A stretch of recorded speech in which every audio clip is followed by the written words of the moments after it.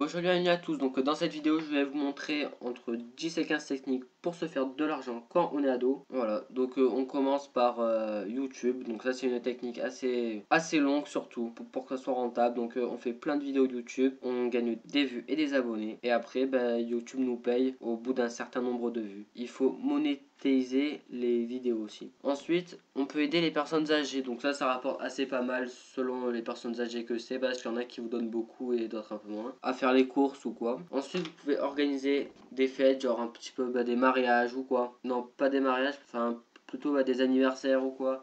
Et donc un peu comme ça on peut réussir à se faire quelques sous quoi. Ensuite vous pouvez travailler en boulangerie, alors ça c'est assez sympa parce que ça gagne bien. Donc on est à peu près payé au SMIC, c'est à partir de 16 ans parce que c'est la légalité.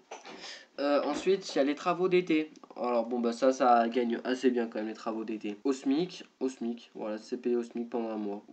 Vous travaillez pendant 2 semaines ou un mois, ça dépend de la commune où vous vivez. Et voilà. Et normalement, vous êtes payé au SMIC si vous avez au moins 16 ans. Normalement, après, ça dépend de la commune. Ah oui, après, vous pouvez vendre du muguet aussi. Ça, c'est très très bien vendre du muguet.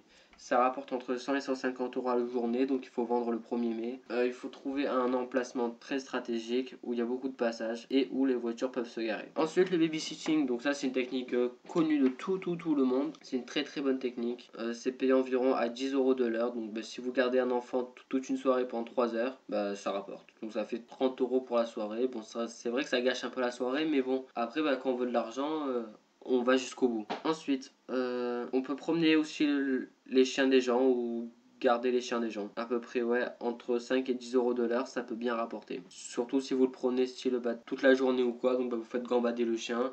Vous pouvez même écrire des messages à vos amis ou quoi, donc c'est pas trop embêtant ça encore. Ensuite, un truc à plus grande ampleur, le vide-grenier. Alors ça marche à tous les coups.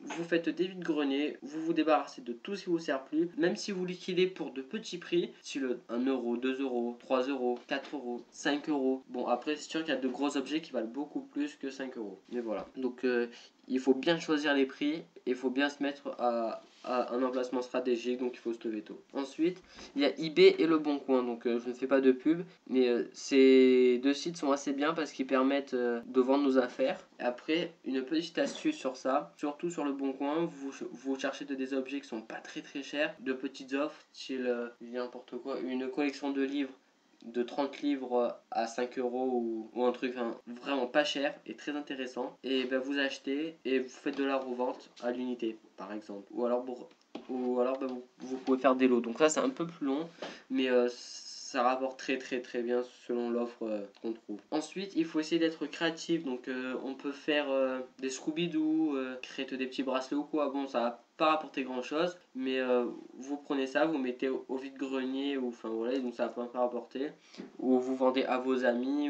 Et la dernière astuce, c'est pour faire des cours de soutien. Donc en fait, il faut déjà être assez bon à l'école, c'est un peu la base, être bon à l'école pour faire les cours de soutien.